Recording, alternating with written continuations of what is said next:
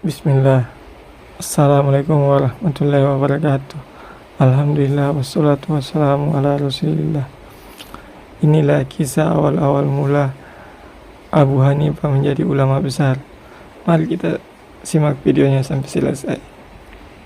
Abu Hanifah pernah berkata, cerita tentang bagaimana dia belajar dari tukang cukur yang pernah saya ceritakan waktu lagi musim haji. Dia lagi masuk ke tukang cukur, dia tanya, berapa harganya cukur ini? Kata tukang cukur, jangan tanya harga, ini ibadah, gak usah tanya, bayar berapa kamu bayar. Baiklah. Pas dia duduk, Abu Hanifah bilang, saya duduk saya bukan arah kiblat. Dia bilang, hadap kiblat lah, kau lagi ibadah ini, masih pakai baju ihram. Dia bilang, saya hadapkan kiblat. Kemudian saya pas duduk menghadap kiblat, saya bilang silakan potong, saya kasih arah kiri kepala saya. Dia bilang, kenapa arah kiri? Sunnah Rasulullah arah kanan. Padahal Abu Hanifah sudah ulama besar waktu itu. Dan ini yang tegur dia tukang cukur. Dia bilang, saya belajar 5 ilmu fikih dari tukang cukur.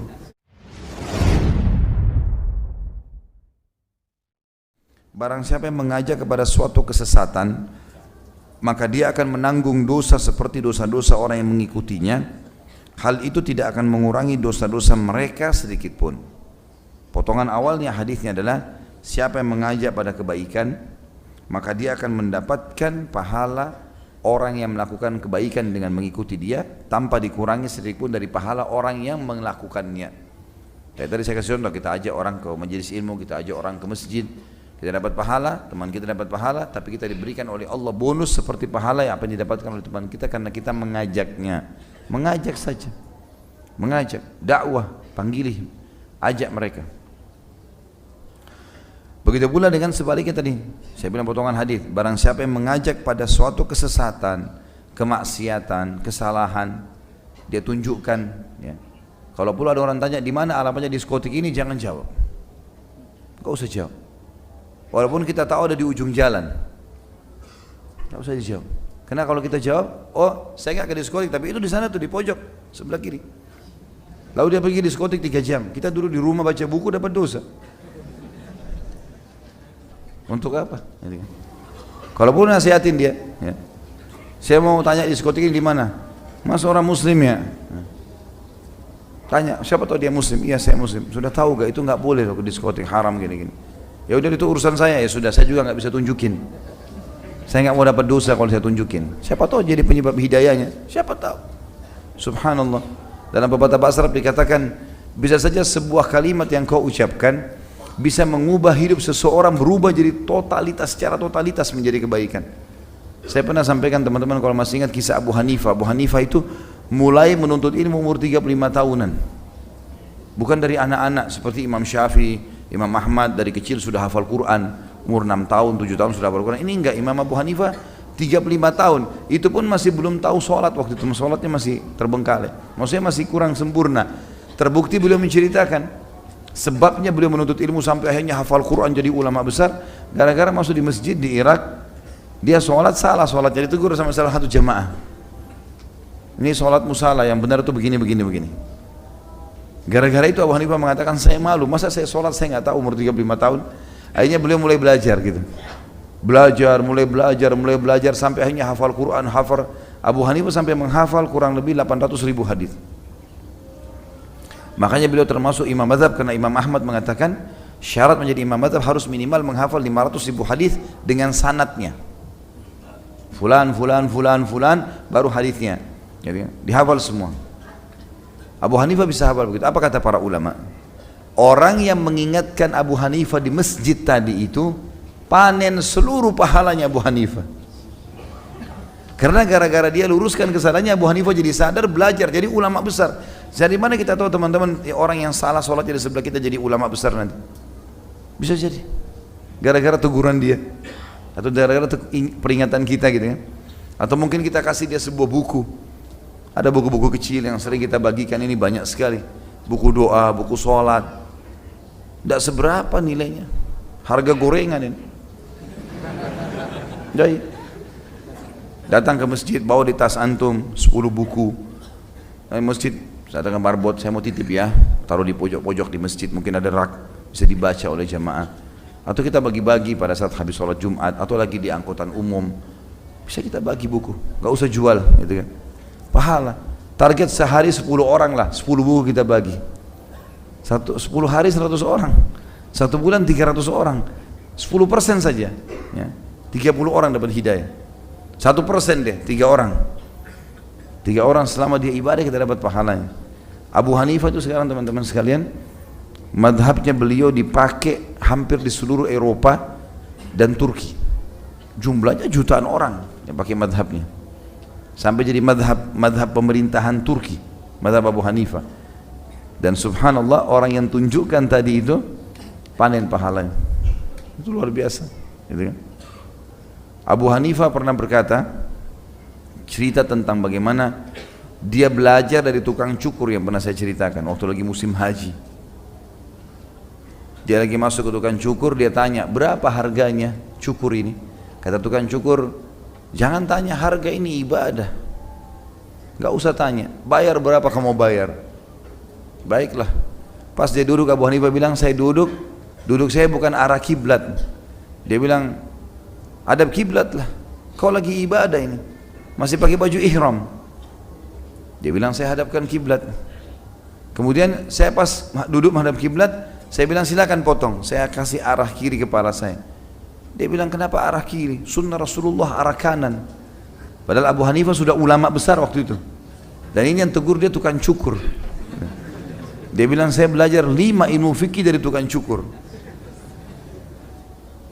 Masalah tadi, jangan negosiasi masalah cukur. Datang 10 rial, bayar aja 10 rial. Gak usah negosiasi, ibadah. Ya. Kemudian hadap kiblat pada saat dicukur. Ini mazhab Abu Hanifah ya. Kemudian cukur sebelah kiri, disuruh oleh tukang cukur bilang sebelah kanan, sunnah Rasul, sudah 3. Dia bilang sementara saya lagi dicukur, saya diam, nunggu. Tukang cukur bilang, kenapa kau diam? Ini ibadah, zikir, berdoa. Abu Hanifah benar juga. Kenapa saya bengong? Dia mendingan saya zikir. Dia bilang sambil saya berzikir. Udah selesai, yang fikih yang kelima dia bilang, begitu saya sudah bayar, saya mau pergi, dia bilang, kamu mau kemana? Dia bilang, Abu Hanifah bilang, saya mau pulang. Sebentar, kamu baru selesai manasik. Berdoa, ini mustajab. Dia bilang, baiklah, saya berdoa. Dia bilang, saya lihat tukang cukur ini, enggak ada tanda-tanda, enggak ada ciri ulamanya. Orangnya kayak orang biasa, orang awam. Kata Abu Hanifah, saya tanya kamu atas nama Allah, dari siapa kau belajar tadi itu? Dia bilang, saya pernah mencukur Atha bin Abi Rabah, seorang tabi'in. Atha bin Abi Rabah teman-teman datang cukur ke tempatnya tukang cukur, nggak banyak ngomong, dia cuma datang, terus kemudian dia langsung, saya mau cukur, dia nggak negosiasi harga, kemudian dia duduk, dia hadap kiblat. Pada saat lagi cukur, dia berikan isyarat dengan cukur mulai sisi kanan, kemudian dia sambil berzikir. Setelah pas mau pergi dia berdoa. Kata tukang cukur apa? Saya pernah mencukur Atha bin Abi Rabah dan dia kerjakan itu. Dan setiap kali orang datang cukur di tempat saya selalu nasihatin yang sama. Perilakunya bisa jadi amal jariah. Dan subhanallah, Atha bin Abi Rabah tidak pernah kenal Abu Hanifah. Tidak pernah kenal, karena Atha sudah meninggal lama. Abu Hanifah waktu itu masih belum belajar agama malah. Maka Atha bin Abi Rabah panen pahala mazhabnya Abu Hanifah dalam masalah manasik. Hanya karena masalah itu contohnya. Dan banyak sekali.